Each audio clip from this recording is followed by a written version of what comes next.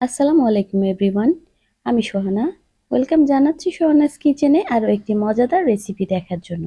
আজ শেয়ার করব কলিজা ভুনা।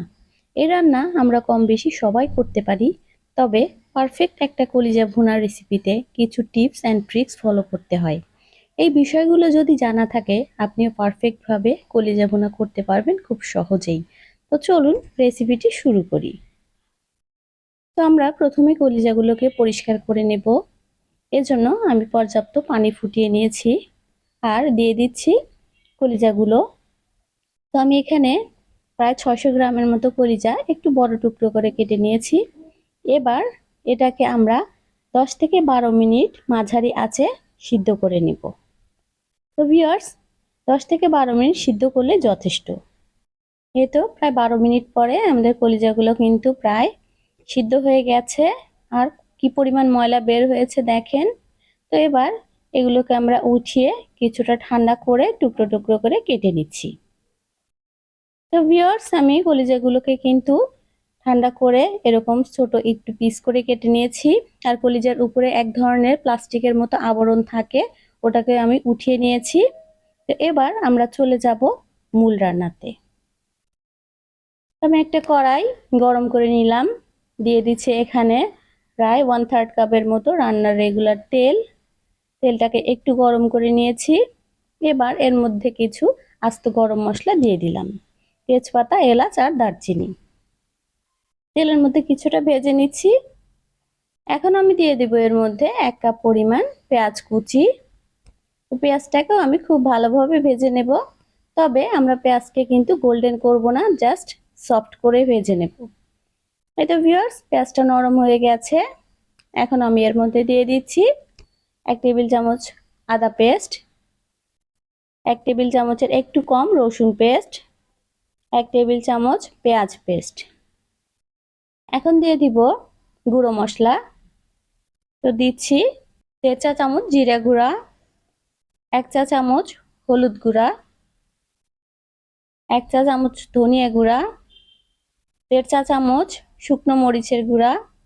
তো ঝালটা কিন্তু আপনারা আপনাদের টেস্ট অনুযায়ী দিতে পারেন, যে যেমন ঝাল খেতে পছন্দ করেন। এবার দিলাম স্বাদ মতো লবণ। তো মশলাগুলোকে এবার পেঁয়াজের সাথে খুব ভালোভাবে তেলে একটু কষিয়ে নিচ্ছি। এই তো ভিউয়ার্স, মশলাটা যেন পুড়ে না যায় এজন্য আমরা এখানে দিয়ে দেব আধা কাপের মতো পানি। এই তো আধা কাপ পানি দিয়ে দিলাম। আর এই পানিতেই আমরা মশলাটাকে খুব ভালোভাবে কষিয়ে নেব। কলিজা আর মশলা যদি আমরা একসাথে কষাতে যাই, তাহলে কলিজাগুলো কিন্তু একদমই শক্ত হয়ে যাবে, তাহলে খেতে ভালো লাগবে না। এজন্য আমরা মশলাটা খুব ভালোভাবে কষিয়ে নিব, তারপরে কলিজা দিয়ে আমরা 10 থেকে 12 মিনিট সেটাকে কষাবো। এই তো আমাদের মশলাটা কিন্তু একদম ভালোভাবে কষানো হয়ে গেছে। এখন আমি এর মধ্যে দিয়ে দিচ্ছি আগে থেকে সিদ্ধ করে কেটে রাখা কলিজা। এই তো এখন এটাকে আমরা 10 থেকে 12 মিনিট মাঝারি আঁচে খুব ভালোভাবে কষিয়ে নেব। এর চেয়ে বেশিক্ষণ কিন্তু কষাতে যাবেন না, তাহলে কিন্তু কলিজাগুলো অনেক বেশি শক্ত হয়ে যাবে। তো ভিউয়ার্স, আমি 10-12 মিনিট কষিয়ে নিচ্ছি। এটা হয়ে গেছে, দেখেন মশলা থেকে তেল ছেড়ে দিয়েছে। তো এখন আমরা এর মধ্যে দিয়ে দিব আধা কাপ পরিমাণ পানি। খুব বেশি পানি দেওয়ার প্রয়োজন নেই, যেহেতু এগুলো আমাদের সিদ্ধ করা ছিল আর কষানো হয়ে গেছে।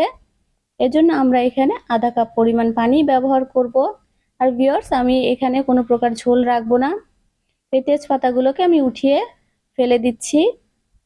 আধা কাপ পানি দেওয়ার পরে আমরা ঢাকনা দিয়ে ঢেকে এটাকে রান্না করব 15 থেকে 20 মিনিট মাঝারি আঁচে। ফিরে আসছি 20 মিনিট পর।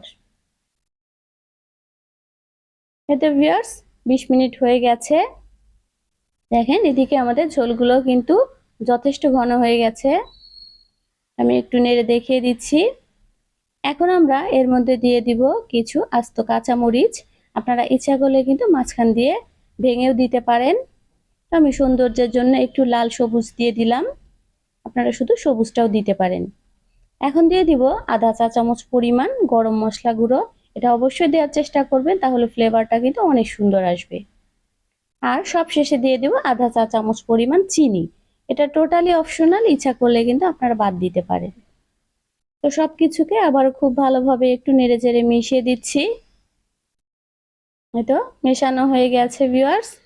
এখন আমরা ঢাকনা দিয়ে ঢেকে এটাকে 2 মিনিটের জন্য একদম লো আঁচে রেখে দেব চুলার উপরে। আমি ঢেকে 2 মিনিটের জন্য রেখে দিচ্ছি। তো ভিউয়ার্স 2 মিনিট হয়ে গেছে। তো আমাদের কলিজা ভুনাটাও কিন্তু একদম কমপ্লিট। দেখেন তেল উপরে উঠে এসেছে। এই তো এবার এটাকে নামিয়ে আমি পরিবেশন করে দেখাচ্ছি। এই তো ভিউয়ার্স হয়ে গেল মজাদার কলিজা ভুনা। ভাত, রুটি, পরোটা, খিচুড়ি সবকিছুর সাথেই পরিবেশন করতে পারবেন। আমার কাছে তো ভীষণ ভালো লাগে কলিজা ভুনা। আপনাদের কার কার কাছে পছন্দ কমেন্ট করে আমাকে জানাতে পারেন। আর যদি রেসিপিটি ভালো লাগে অবশ্যই ট্রাই করবেন। লাইক, শেয়ার, কমেন্টের মাধ্যমে আমাকে জানাবেন। আর আমার চ্যানেলটি সাবস্ক্রাইব করে আমার পাশেই থাকবেন। যারা সাবস্ক্রাইব করেছেন তাদের জানাচ্ছি অসংখ্য ধন্যবাদ। আল্লাহ হাফেজ। আসসালামু আলাইকুম।